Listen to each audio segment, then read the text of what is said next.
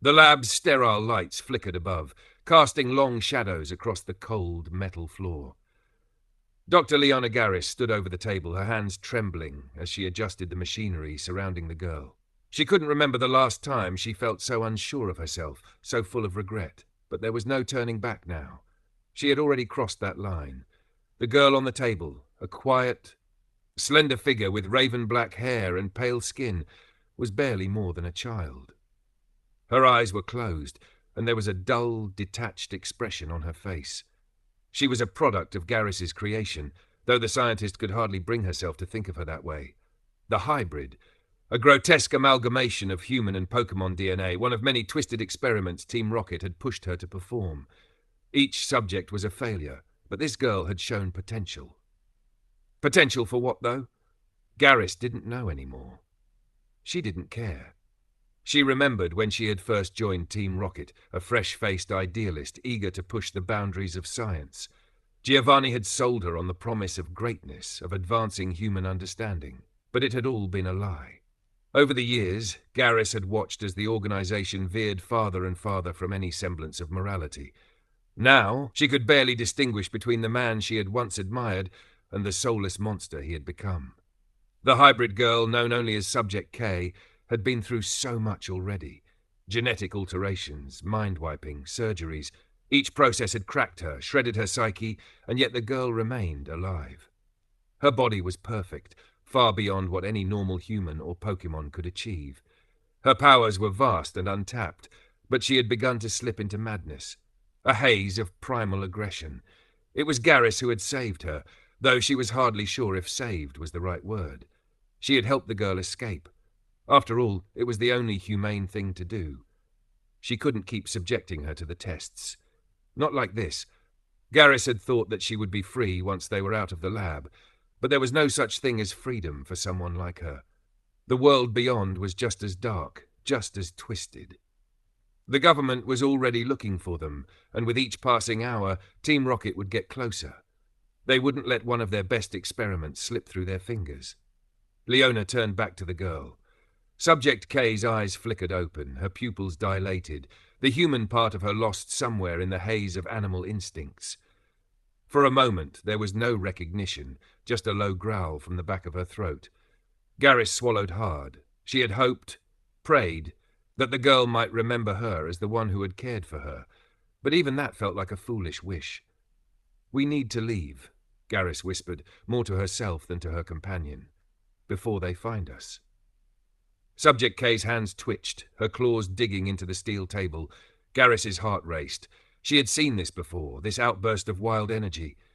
The girl was no longer a child. She was a weapon, a force of destruction in a human body, and that terrified Garris more than anything else. She wasn't sure if she could control her anymore. The door to the lab swung open with a sudden crash. Garris spun around, but it was too late.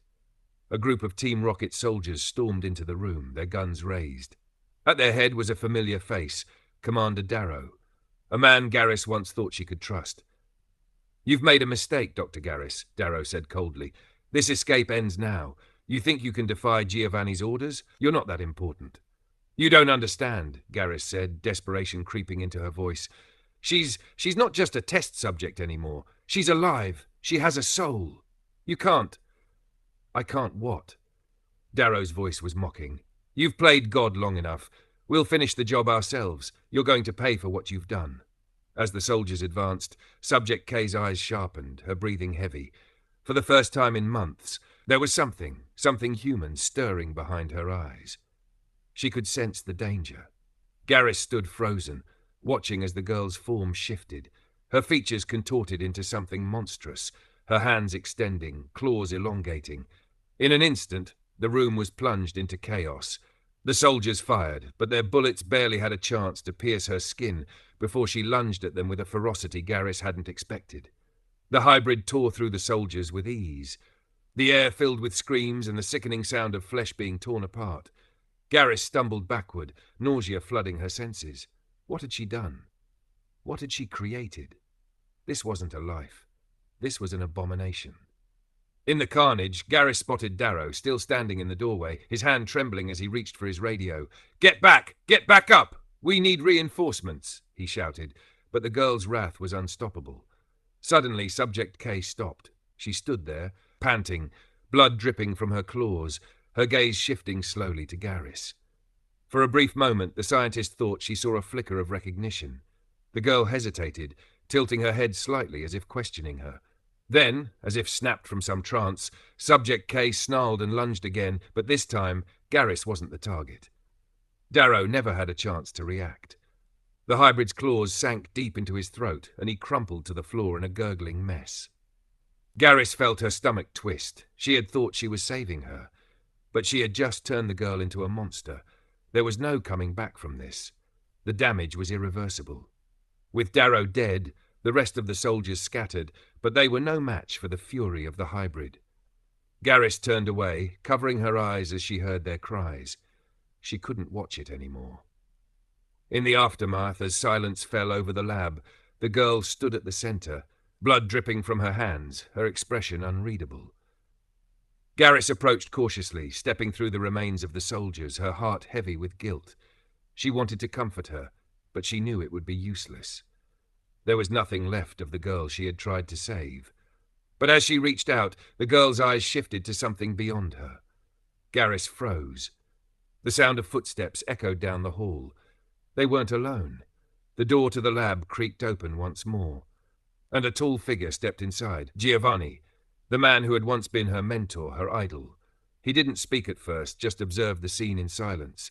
Then, finally, he addressed Garrus, his voice calm, but carrying an edge of finality.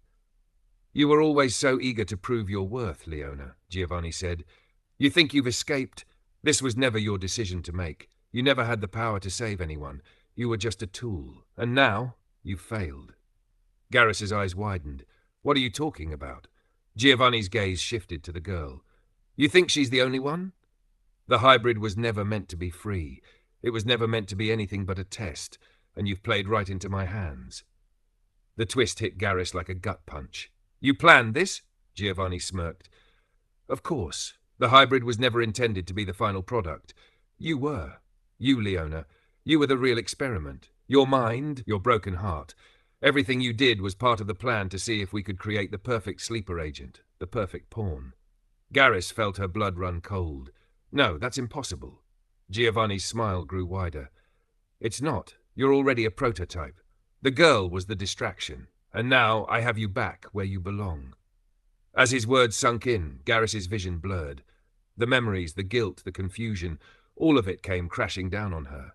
She had been used, her mind twisted, her actions manipulated. And now, the real experiment was just beginning.